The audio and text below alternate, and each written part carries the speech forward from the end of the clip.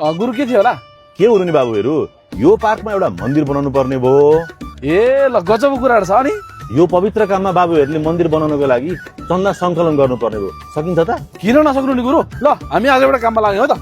लगेर हाम्रो टोलमा भएको सबैजनालाई कुरा राख्ने इच्छा उनलाई पैसा उठाउने न उनलाई जबरजस्ती गराउँदैन हैन त? घरमा को हुनुहुन्छ र? हजुर हामी मन्दिर बनाउनलाई चन्दा सङ्कलन गर्दै हिँडेको, पैसा कति हाल्नुहुन्छ भनेर सोध्न आएको।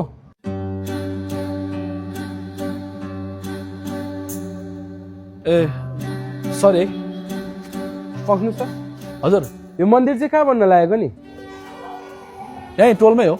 म पनि त यही टोलको मान्छे हो, यहाँ बसेको 10 वर्ष भइसक्यो। होइन तपाईँलाई अप्ठ्यारो हुन्छ कि भन्नु हो? के को अप्ठ्यारो हुनु नि? म 10 वर्षदेखि यो टोलमा बस्दा मलाई अप्ठ्यारो परेको छैन, म यो टोलमा बस्दा तपाईँलाई अप्ठ्यारो परेको छ र? त्यो त छैन। अनि यो जात धर्म भन्दा मानवता ठुलो कुरा हो। तपाईँहरूलाई अप्ठ्यारो पर्दा म सहयोग गर्छु, मलाई अप्ठ्यारो पर्दा तपाईँहरू सहयोग गर्नुहोस्। क्युआर दिनु त? कति गरिदिनु? तपाईँलाई जति मन लाग्छ त्यति हालिदिनुहोस्। ल हस्। भयो। अनि तपाईँको नाम? मेरो अब्दुल हुसेन। ए हस् हस्।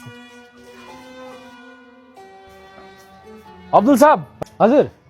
मस्जिदमा केही काम पर्दा हामीलाई सम्झिनु होला, हामी पनि सहयोग गर्न चाहन्छौँ। खुदा हाफिज। जय श्रीराम।